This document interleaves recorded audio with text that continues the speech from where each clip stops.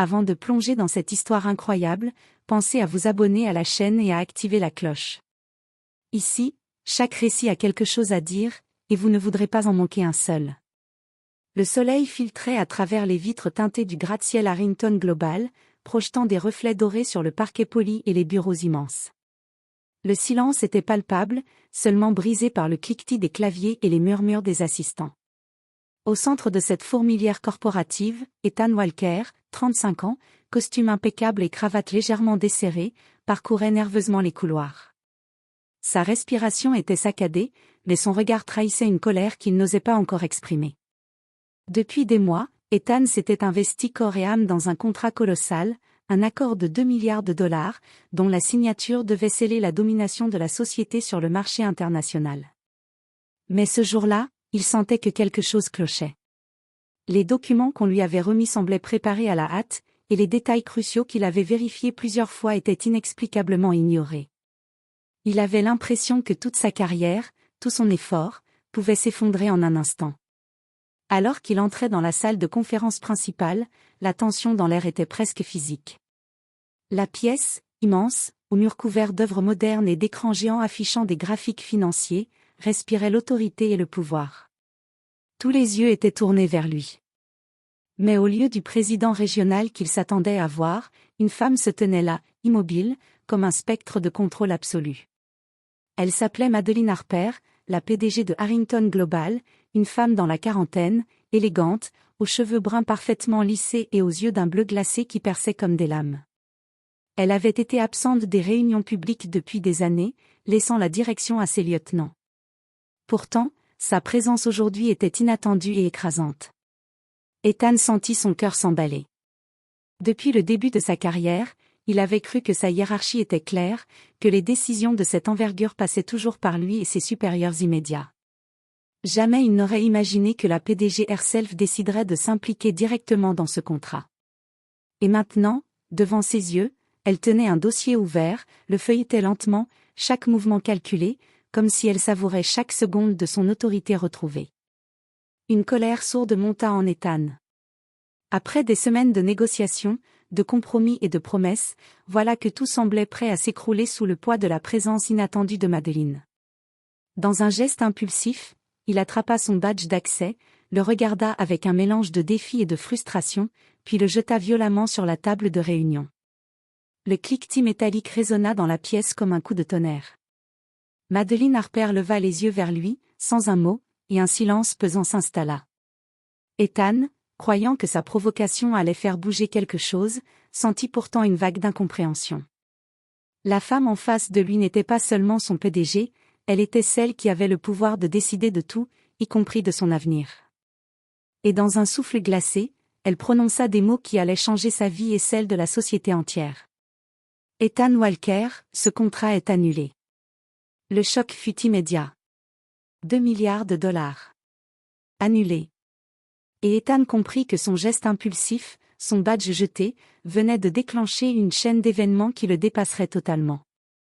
Mais ce qu'il ne savait pas encore, c'est que derrière ce geste froid, calculé et décisif de Madeleine, se cachait une vérité bien plus profonde, une leçon sur le pouvoir, l'orgueil et l'humilité. Ethan Walker resta figé quelques secondes, le souffle court, ses yeux fixant Madeleine Harper comme s'il cherchait à percer un mystère impossible. Ses mains tremblaient légèrement, non pas de peur, mais de frustration accumulée depuis des semaines de négociations et de stress.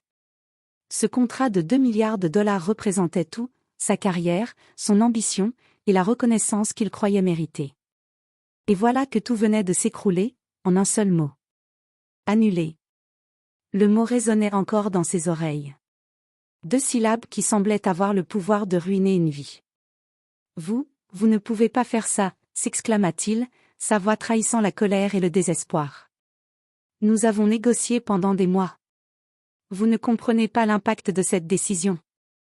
Madeleine, impassible, leva lentement les yeux de ses documents et le fixa avec ce calme glacé qui l'avait toujours caractérisé. Ethan, tu as travaillé dur, c'est vrai.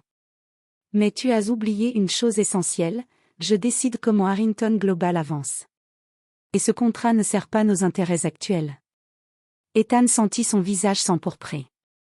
Il voulait argumenter, crier, prouver qu'il avait raison, mais chaque mot semblait se heurter à un mur invisible. La PDG n'était pas simplement en position de force, elle incarnait le contrôle absolu. Il fit un pas vers elle, le poing serré. Ce contrat, c'est la clé. Nous avons tout préparé pour le signer. Je ne peux pas croire que vous le jetiez par la fenêtre comme ça. Madeleine resta calme, mais son ton se fit plus tranchant. Ethan, parfois, les clés que vous pensez tenir ne sont que des illusions. Vous vous accrochez à l'argent et au prestige, alors que moi, je dois protéger la vision de l'entreprise. 2 milliards, ce n'est rien comparé au risque que ce contrat ferait courir. Ethan sentit sa colère monter. Dans un geste impulsif, il ramassa son badge d'accès, l'agita devant elle et le jeta violemment sur la table. « Voilà ce que je pense de votre vision », lança-t-il, la voix tremblante d'émotion. Un silence absolu s'installa. Les assistants présents dans la salle, d'habitude discrets et invisibles, regardaient la scène avec des yeux écarquillés. Aucun d'eux n'avait jamais vu Ethan perdre autant de contrôle. Madeleine Harper se pencha légèrement en avant, ses yeux bleus perçants comme des lames. « Très bien, Ethan. Puisque tu choisis de me défier ouvertement, je vais te montrer que les décisions dans cette salle ne sont pas négociables. » Elle prit son téléphone, tapa rapidement quelques mots, et en un instant, l'email officiel annulant le contrat de 2 milliards de dollars fut envoyé aux parties concernées. Les regards autour de la table se figèrent. Même les cadres les plus expérimentés n'avaient jamais vu un tel acte. Ethan sentit un froid glacial envahir son corps. Son badge jeté, son geste impulsif, il venait de sceller la fin de ce qu'il croyait être sa victoire. Et tandis qu'il reculait légèrement, les mots de Madeleine résonnèrent dans son esprit. Le pouvoir n'est pas donné, Ethan. Il se mérite. Mais parfois, il se démontre par le calme, et non par la colère. Ce jour-là, Ethan comprit qu'il venait de franchir une ligne qu'il ne pourrait jamais effacer. Mais ce qu'il ignorait encore, c'est que cette confrontation n'était que le début d'une bataille beaucoup plus profonde, une bataille qui ne concernerait pas seulement l'argent ou la carrière, mais son orgueil, sa loyauté et sa capacité à comprendre le véritable pouvoir. Après la réunion, Ethan Walker errait dans les couloirs immenses du siège de Harrington Global, le cœur battant et la tête remplie de colère et de confusion. Chaque pas semblait résonner dans le silence feutré, amplifiant son sentiment d'échec. 2 milliards de dollars annulés, et tout ça parce qu'il avait osé jeter son badge. Il se retrouva finalement dans un petit salon vitré donnant sur les gratte-ciel de Manhattan. La vue était splendide, presque irréelle, mais Ethan ne voyait rien d'autre que son propre désarroi. Il ne comprenait pas comment Madeleine Harper, qu'il croyait absente de ce genre de décision, avait pu intervenir ainsi. Alors qu'il s'apprêtait à quitter la pièce, une voix derrière lui le fit sursauter. « Tu sembles surpris, Ethan. » Il se retourna brusquement et la vit. Madeleine Harper, toujours impeccable dans son tailleur bleu nuit, un léger sourire au coin des lèvres. Mais ce sourire n'était pas moqueur, il était calculateur, presque énigmatique. « Je ne comprends pas. Pourquoi vous êtes intervenu ?» balbutia-t-il. Madeleine s'assit, croisant les jambes avec une élégance froide. « Parce que tu ne savais pas à qui tu avais affaire. Tu pensais négocier avec des intermédiaires. Mais je suis celle qui prend les décisions finales.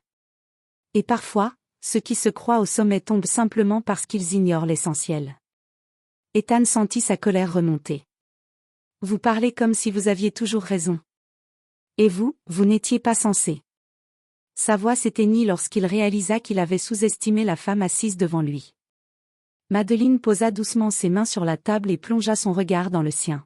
« Ethan, ce que tu ignores, c'est que ce contrat n'était pas juste une transaction financière.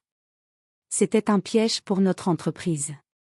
Les chiffres semblaient parfaits, mais les risques à long terme auraient pu nous coûter bien plus que de l'argent. Et toi, tu étais trop concentré sur la victoire immédiate pour le voir. » Ethan recula légèrement, incrédule. « Vous saviez tout ça. » Madeleine acquiesça. « Je sais toujours. Même si je laisse parfois mes équipes gérer les détails, je ne perds jamais de vue la vision globale.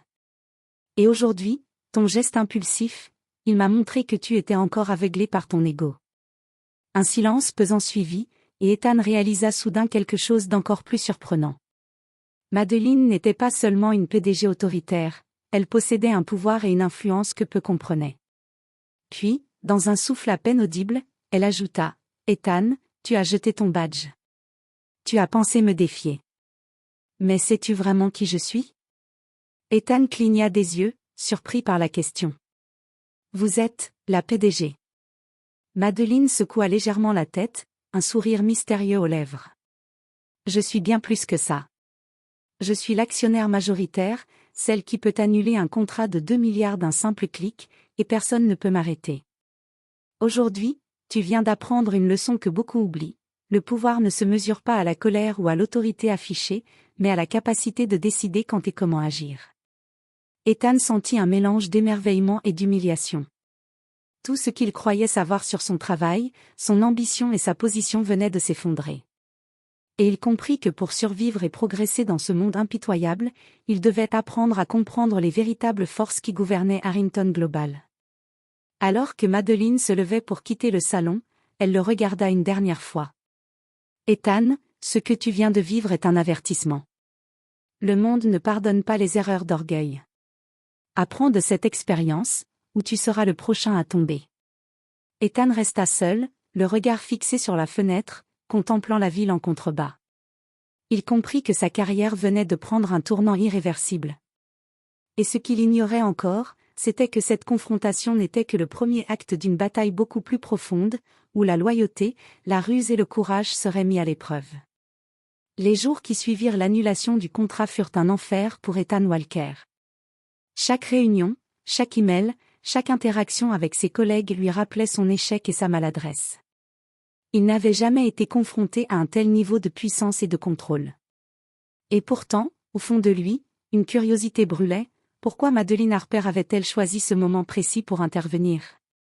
Un après-midi, alors qu'il parcourait le département financier pour tenter de comprendre ce qui avait échappé à son analyse, il reçut un message inattendu sur son téléphone professionnel. « Rencontre dans mon bureau à 18h. MH. » Son cœur manqua un battement. Une invitation de la PDG en personne était rare et pouvait être un piège, ou une opportunité. Poussé par un mélange de défi et d'espoir, il se rendit à son bureau, situé au dernier étage du gratte-ciel. Madeleine l'attendait, debout près de la grande baille vitrée, les lumières de la ville scintillant derrière elle. Elle ne dit rien pendant un moment, le laissant entrer, s'asseoir et observer le silence pesant. Puis, lentement, elle parla. « Ethan, il y a quelque chose que tu dois savoir. » Ethan fronça les sourcils. « Quoi ?» Madeleine sortit un dossier épais et le posa sur la table devant lui.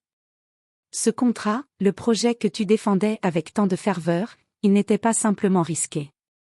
Il a été conçu pour être un test. » Ethan sentit un frisson parcourir son échine. « Un test ? Pourquoi ?» Elle soupira, un mélange de fatigue et de gravité dans sa voix. « Pour mesurer la loyauté, la capacité de jugement et la maturité de ceux qui prétendent diriger. Harrington Global ne peut pas se permettre de leader impulsif. Et toi, tu as encore beaucoup à apprendre. » Il secoua la tête, incrédule. « Vous jouiez avec nos carrières ? Avec des milliards ?» Madeleine le fixa intensément. « Non, Ethan. Je protégeais l'entreprise, et toi aussi. Tu aurais pu perdre beaucoup plus que ce contrat si tu avais continué dans cette voie. Et ce n'est pas tout. » Ethan sentit l'angoisse monter. « Pas tout ?» Elle ouvrit le dossier et en sortit plusieurs documents confidentiels. Harrington Global est plus qu'une entreprise. Certains projets, certaines alliances, si elles tombaient entre de mauvaises mains, cela pourrait non seulement ruiner la société, mais mettre en danger nos clients, nos investisseurs, et parfois même des vies. Ethan était stupéfait. Chaque mot pesait comme une pierre. Il avait cru que la finance était froide et calculée, mais ce qu'il voyait maintenant, c'était un jeu de pouvoir, de stratégie et de responsabilité morale. Madeleine continua, « Je voulais que tu comprennes que le pouvoir ne se limite pas à signer des contrats. Il s'agit de savoir quand agir, quand attendre et quand protéger ce qui est important. » Puis, dans un geste inattendu, elle se leva et s'approcha de lui. « Et pour que tu comprennes mieux, je vais te révéler une chose, Ethan, je ne suis pas seulement PDG. Je suis la propriétaire majoritaire, l'actionnaire ultime, et celle qui peut annuler n'importe quelle décision en un instant. Ce que tu as vécu n'était pas un simple exercice d'autorité, c'était un rappel brutal de ce que signifie véritablement diriger. Ethan sentit son monde basculer. Tout ce qu'il croyait savoir sur l'entreprise, sa hiérarchie et sa place dans ce monde venaient de s'effondrer. Mais au lieu de ressentir seulement de la colère, un étrange respect commença à s'installer.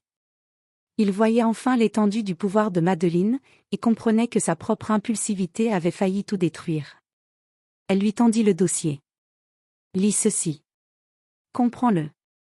Et demain, nous parlerons de comment tu peux te racheter et devenir le leader que je sais que tu peux être. Ethan prit le dossier, le cœur lourd mais éveillé à une nouvelle réalité. Il savait que sa vie venait de changer à jamais. Et tandis qu'il quittait le bureau, il se promit une chose, il apprendrait à comprendre, anticiper et respecter le véritable pouvoir, avant qu'il ne soit trop tard. Le lendemain matin, Ethan Walker se leva avec un mélange de nervosité et de détermination. La nuit avait été longue, peuplée de scénarios possibles et de questions sans réponse. Le dossier que Madeleine lui avait remis était posé sur son bureau, ouvert, les notes et projections financières exposant clairement les dangers cachés du contrat annulé. Il comprit que tout reposait maintenant sur sa capacité à prendre une décision éclairée, plutôt que sur son impulsivité habituelle. Ce n'était plus une question de carrière ou d'orgueil, c'était une question de responsabilité, de discernement et de maturité. À 10 heures, il se présenta dans le bureau de Madeleine. Elle l'attendait, debout, les bras croisés, comme si elle scrutait chaque parcelle de son âme. « Alors, Ethan, qu'as-tu décidé ?» demanda-t-elle calmement. Ethan inspira profondément et posa le dossier sur la table. « J'ai compris, Madeleine. J'ai compris que ce contrat n'était pas seulement un accord financier. J'ai vu les risques, et j'ai vu mon erreur. » Madeleine le fixa, silencieuse. « Continue. Je veux me racheter. Je veux apprendre à anticiper, à comprendre l'entreprise et à protéger ce que nous avons construit.